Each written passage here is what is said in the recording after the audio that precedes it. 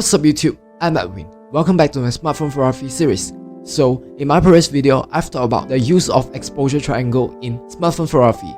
And by the way, if you are new to this series, I would recommend you to watch from the playlist which will appear right now, right on the top.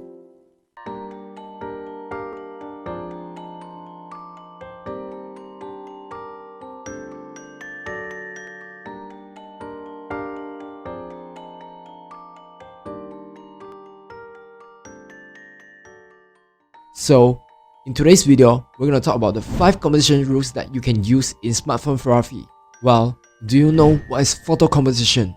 Well, photo composition basically means framing your photo to make it aesthetically pleasing or interesting to the viewer's eyes. So, if you look at this picture, you should be able to understand what is picture composition. If you still don't understand, then let's move on to our first composition so that I can explain furthermore to you. So the first and the most commonly seen one is called as the rule of thirds. Well, rule of thirds is actually the most powerful technique that can actually help you position different elements in the photo. So some of you might ask me, what is rule of thirds? Well, the rule of thirds is about dividing your shots into 2 vertical lines and 2 horizontal lines, which makes up 9 equal boxes that you can position your subjects. So, photographer usually puts their subjects onto either one of the intersection points. Do you know why?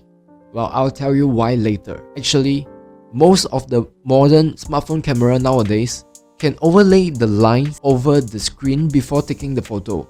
Well, these are referred as either grids or grid lines. Well, if you don't know how to turn it on, you can check my first video on smartphone photography, which is the 5 tips that you might not know about smartphone photography. Well, to view that video, you can click on the link in the description box down below, or you can click on the info card in order to view that video. So, in that video, I've explained about the different camera settings that you can set up on different smartphones. If you watch that video, it will really help you out a lot. So, I would recommend you to start watching from that video first. Okay, so let's continue back to our rule of thirds. So, the rule of thirds is a technique that works well for landscapes, as you can position the horizon on one of the horizontal lines that sits in the lower and upper part of the photograph, while your vertical subjects, such as trees, can be placed on one of the 2 vertical lines. Well, after knowing that what is rule of thirds, some of you might ask me, why do I have to use rule of thirds? Well, let's compare these 2 images. Well, if you take a close look, the one on the left is less interesting and the one on the right is more interesting. Why? Because the one on the left have no rule of thirds applied to it, but the one on the right applied rule of thirds. Well, the basic theory goes like this. The human eyes tends to be more interested in images that are divided into thirds, with the subjects falling at or along one of those divisions. The idea is that an off-center composition is more pleasing to the eyes and looks more natural than the one where the subject is placed right in the middle of the frame. It also encourages you to make creative use of the negative space. So, you might also ask me, what is negative space? Negative space is simple. Negative space is just the empty areas around your subjects. So, after knowing why do you need to use rule of thirds and what is rule of thirds, we will learn how to use rule of thirds. Well, first, we'll look at this picture example. When framing a photo, imagine the scene is divided up as the one shown right here. Well, think about it. What elements of the photo are most important one, and try to position them at or near the lines and intersections of the grid. They don't have to perfectly line up with the line, but they have to be close. So at this point, you should be able to see that the rule of thirds is very versatile and can be applied on basically any objects, anywhere, and anything.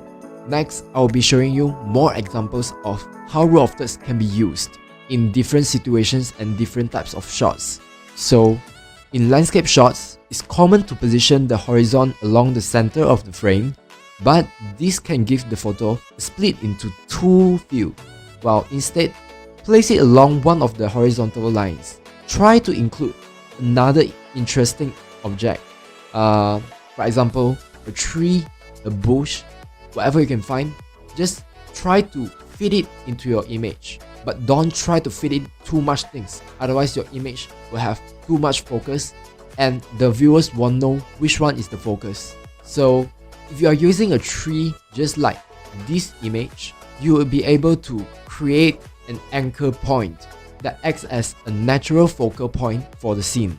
And here we have another image that shows you the main subject that has been placed at one of the intersections and also along one of the vertical lines. So the twig roughly follows the top horizontal line, and the empty space at the bottom left provides balance and prevents the picture from feeling overcrowded.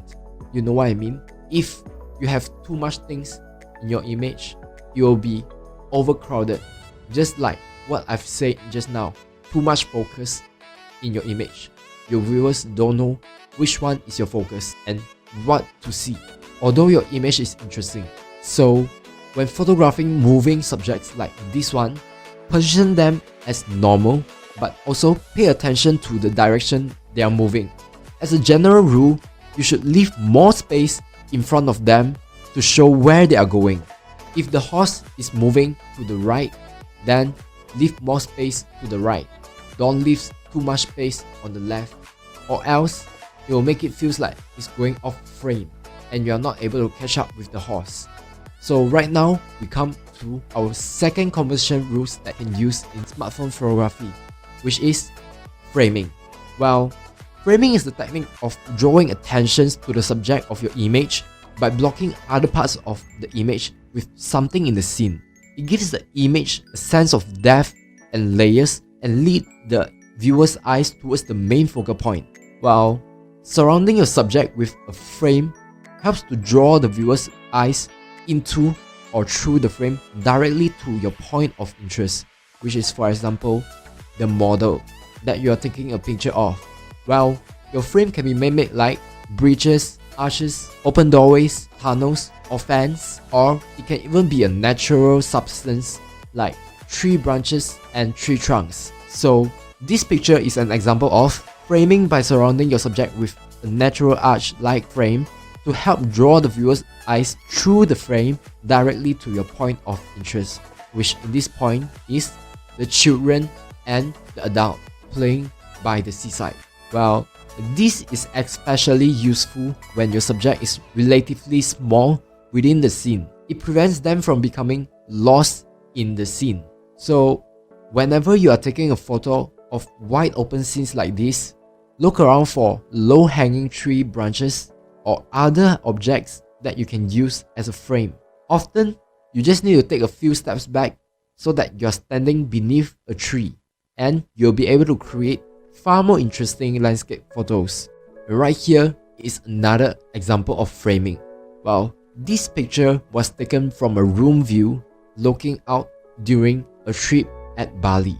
Well, it was quite interesting, so I decided to use panorama mode on my iPhone 7 and capture it. Moreover, the third composition rules, which is background. Alright, as we all know, background is always part of the overall scene. So we always need to do a background check, because if the background is distracting, then the viewer's eyes will look at the background instead of your subject. So what constitutes two bad backgrounds? Let's look at this image.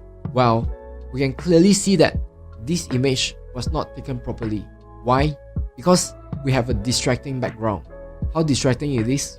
Viewers will normally look at the farm first instead of the Paris Tower and the main subject. So what do we need to do?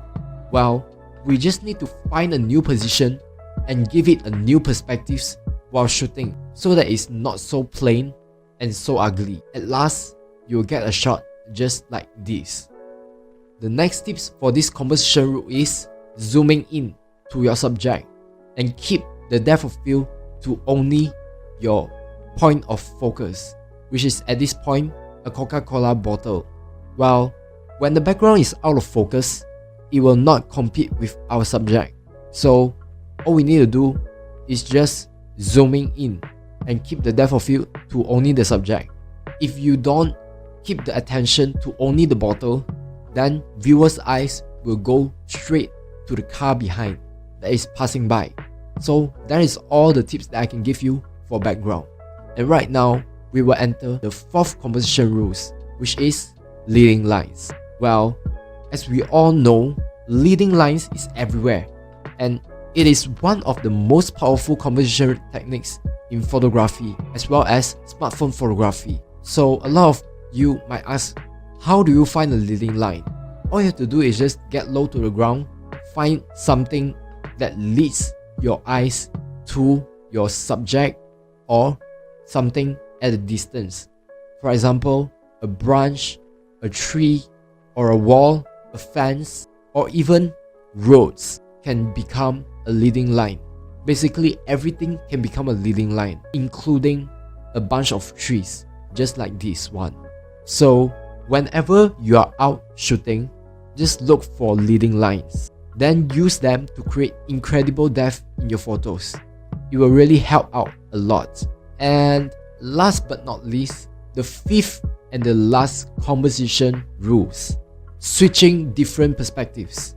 Well, I've thought about different perspectives in my 5 tips that you might not know video. And in today's video, I'm going to share it with you even more tips about different perspectives. Well, previously, I only thought about it, but right now, I'm going to show you what I really mean. So, first of all, you got to decide where you're going to stand to take a photo. Well, I know that a lot of beginners will actually take an image from eye level. Wow, that is wrong. That is totally wrong.